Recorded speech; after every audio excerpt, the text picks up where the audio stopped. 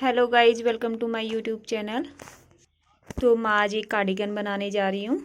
तो आगे मैंने स्टेप बाय स्टेप बताया है। तो इसमें मैंने मशीन से भी बनाया है। ये पट्टी है, ये पट्टी और बटन पट्टी दोनों हाथ से कर रखी है। बाकी इसमें पूरा ओवरऑल डिजाइन रखा है, जो जीन्स के साथ भी साड़ी और सूट सब में अच्छी लगती है। तो मैंने पूरा कार्डिगन तैयार किया है। ये इसका फ्रंट लुक है और ये इसका बैक साइड है। बैक भी पूरा ओवरऑल डिजाइन रखा हुआ है। ये बैक साइड है और ये आस्तीन है। आस्तीन में भी डिजाइन है। तो गाइस, ये स्वेटर बनाना शुरू करते हैं। मैंने इसे मशीन में भी बना रखा है। तो सेम प्रोसेस होती है मशीन में और हाथ से सिलाई से बनाए तो सेम प्रोसेस होती है। तो मैंने इसे नीडल और मशीन दोनों की सहायता से बनाया है। चलो बनाना शुरू करते हैं। तो मैं ये पट्टी बना चुकी हूँ। तो बना के मैंने मशीन पे चढ़ा दी है। मैंने 54 फंदे डाले हुए थे। कार्डिगन बना रही हूँ। ये आगे का पार्ट है, एक साइड का बना चुकी हूँ मैं। ये डिजाइन डाला हुआ है जाली वाला और साइडों में मोर डाला हुआ है। तो 54 फंदे डालने के बाद फिर मैंने 3 साइड से बढ़ाए। 3 साइड से, क्योंकि ये थोड़ा सा बड़ा साइज बना रही हूँ। ये मेरा साइज नहीं है, बड़ा है और तागा भी पतला था। तो मैंने इसमें 60 फंदे कर रखे हैं।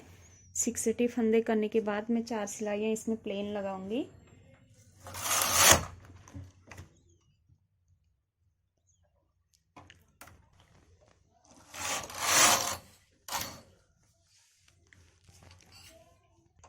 ये मैंने 4 सिलाइयाँ प्लेन लगा दी हैं। इसके बाद मैं डिजाइन निकालना शुरू करूंगी। जो सेंटर का फंदा है, सेंटर की नीडल आगे करने के बाद 2 इस साइड से 5 नीडल आगे करनी है। ये मेरी 5 नीडल आगे हो चुकी है। इसके बाद ट्रांसफर टूल लेना है, जो 3 वाला ट्रांसफर टूल है। तो इसमें से मैं 3 फंदे उठा के उसके बगल वाले में डालूंगी। 3 फंदे, फिर 3 फंदे इस साइड से उठा के, पहले राइट साइड को उठाए फिर लेफ्ट साइड के। तो उठाने के बाद इनके बगल वाले में जो 3 फंदे मैंने डाले, इसके बगल वाला गैप करना है। ये नीडल खाली करके ये पीछे कर दूंगी। और जो बीच के सेंटर के 5 फंदे थे, इन पे जाली पड़ेगी। तो पहला निकाला, एक गैप करके डाला, दूसरा निकाला, एक गैप करके वो भी डाला। फिर सेंटर का सेंटर पे रहेगा। 2 इस साइड के चेंज करे, 2 इस साइड के चेंज करूंगी। बीच के एक नीडल खाली करने के बाद एक में डालना है, एक खाली रहेगी। तो जो नीडल्स हमारे पीछे हैं वो आगे कर देनी है और ये जो साइड के थे गैप वाले वो पीछे ही रहना है। उसके बाद 6 फंदों का गैप के बाद 2 4 6 फंदों के गैप के बाद फिर मैं मोड़ निकालूंगी। मोड़ मैं 4 फंदों का निकालूंगी। 2 2 4, 2 निकाले, 2 इस साइड से निकाले। पहले राइट हैंड का डाला, फिर लेफ्ट हैंड का डाला। फिर इस साइड से भी वही प्रोसेस होगी। 2 4 6 के बाद एक गैप, एक नीडल का गैप करूंगी। ये गैप किया, ये नीडल पीछे ही रहेगी। उसके बाद फिर 4 फंदे, 2 4 के बाद फिर एक गैप करूंगी। तो ये 4 फंदे हैं। 4 फंदों का फिर मैं यहाँ पर मोड़ बनाऊंगी।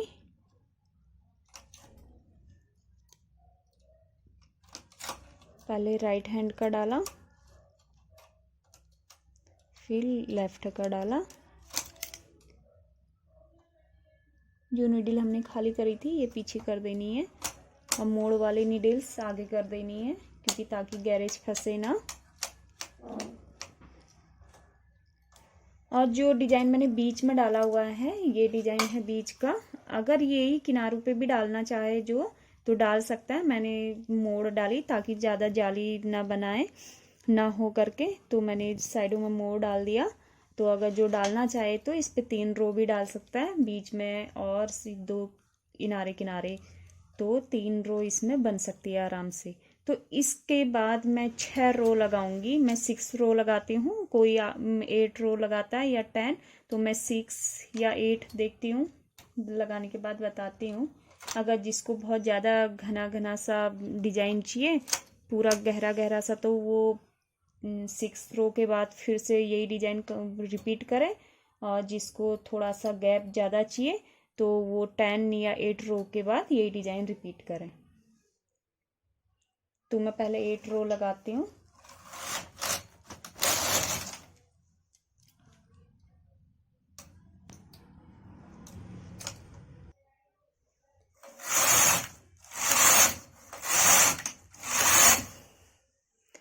मैंने ये डिजाइन निकालने के बाद 8 रो लगाई है, 6 नहीं लगाई, थोड़ा सा गैप कर रखा है, 8 रो लगाई है।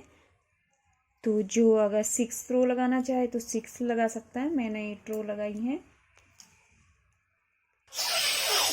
8 रो लगाने के बाद फिर वही डिजाइन मैं रिपीट करूंगी। इधर वही मोड़ वाला डिजाइन करूंगी।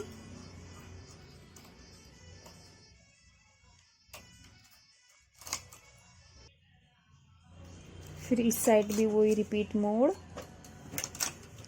पहले राइट हैंड का डालो, फिर लेफ्ट का, और ये नीडल्स आगे का। तो जो बीच में जाली पड़ी, ये जाली थोड़ा मोर टाइप में आती है, मोर टाइप में। तो 3 नीडल्स ये हैं। ये 3 नीडल्स के बाद इधर की 3 नीडल्स खाली करनी है हमें। तो इसको इसमें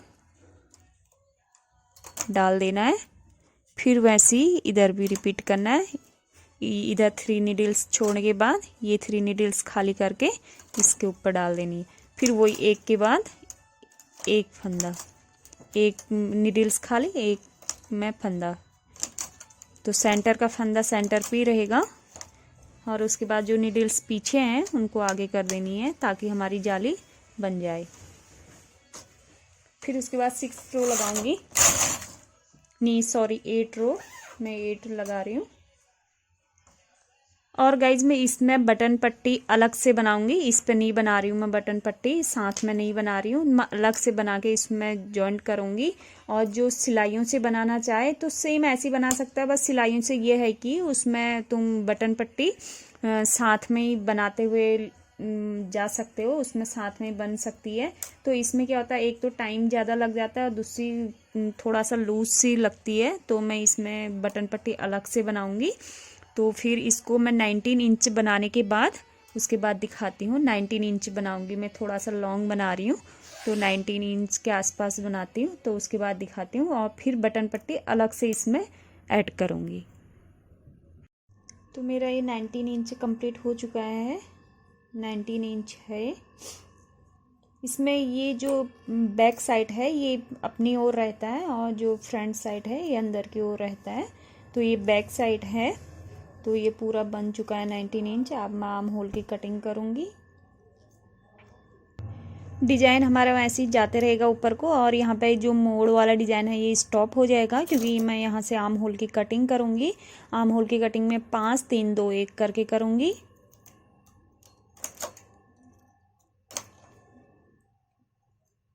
एक, दो,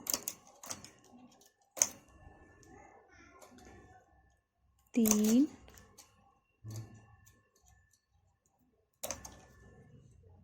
चार, 5।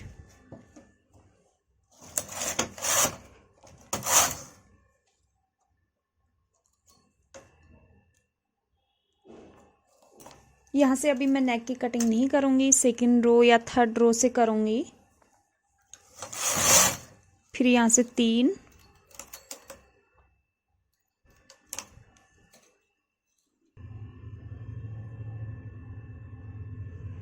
तो मेरे यहाँ से 3 की कटिंग हो चुकी है, 5 की करी, फिर 3 की करी, तो मैं इस साइड आ गई हूँ। मैं यहाँ से अब 1 कम करूँगी, नेक की घटाई करूँगी शुरू।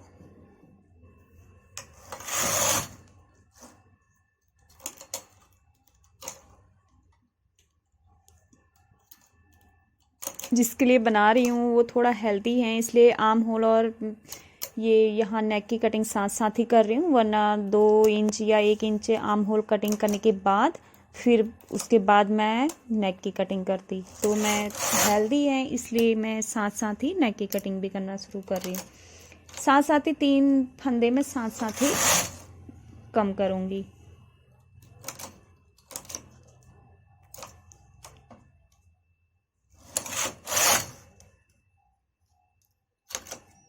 ये मैंने साथ साथ ही 3 फंदे यहाँ पे हर रो पे 3 फंदे कम कर चुकी हूँ। 3 फंदे कम करने के बाद मैं अब हर थर्ड या फोर्थ रो पे कम करते जाऊंगी, हर थर्ड या फोर्थ, क्योंकि ये 3 साथ साथ ही हर रो में करने से क्या होता है, यहाँ पे शेप जो होता है अच्छा आ जाता है, जो वी इस टाइप के शेप आता है तो अच्छा सा आ जाता है। आर्म होल की कटिंग के बाद मेरा ये 8 रो हो गई कंप्लीट। उसके बाद मैं यहाँ पे डिजाइन निकालूंगी। यहाँ पर मोड़ मेरा चलते रहेगा, जब यहाँ पे पहुँच जाऊंगी घटाई करते करते तो ये भी स्टॉप हो जाएगा और ये पूरा शोल्डर तक जाएगा। फिर शोल्डर में मैं फंदे, मेरे शोल्डर में फंदे इसमें 26 फंदे हैं, तो मैं ऐसी नीडल्स में निकाल लूँगी, क्योंकि मैं सिलाई नहीं करती हूँ नीडल्स में। आगे और पीछे के फंदे साथ इनकी घटाई कर लेती हूँ, साथ में जॉइंट करके वो मैं दिखाऊंगी, साथ में जॉइंट करके, क्योंकि उससे फिनिशिंग अच्छी आ जाती है। तो मैं आर्म होल से इसको शोल्डर तक पूरा 10 इंच बना रही हूँ। 10 इंच बनाने के बाद दिखाती हूँ। ये मेरा 10 इंच कंप्लीट हो चुका है। आर्म होल से ये 10 इंच हो गया है। अब मैं इसको नीडल्स में निकाल लूँगी।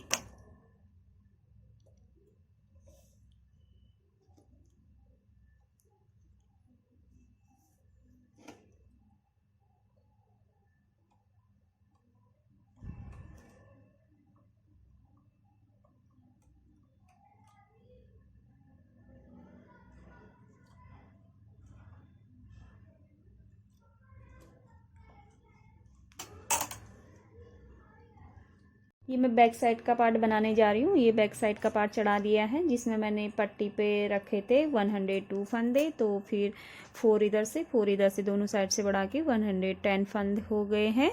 तो मैं इसमें वही यही डिज़ाइन डालूंगी। बैक साइड भी मैं इसमें डिज़ाइन डाल रही हूँ, प्लेन नहीं बना रही हूँ। तो मैं इसमें क्या करूँगी, बैक साइड जो मैंने बीच पे डिज़ाइन डाला हुआ है, ये जाली वाला मोर टाइप का है, ये जाली वाला डिज़ाइन, तो मैं इसमें तीन जालियां बनाऊंगी। इसमें मेरी 3 केबल पड़ जाएंगी जाली की। एक सेंटर पे हो गया और दोनों साइडों में जो पूरे शोल्डर तक जाएंगे, और ये नेक तक सेंटर वाला। सेम वही डिज़ाइन निकालूंगी। सेंटर का फंदा आगे किया, फिर उसके बाद 2 इस साइड के नीडल्स आगे करे, उसके बाद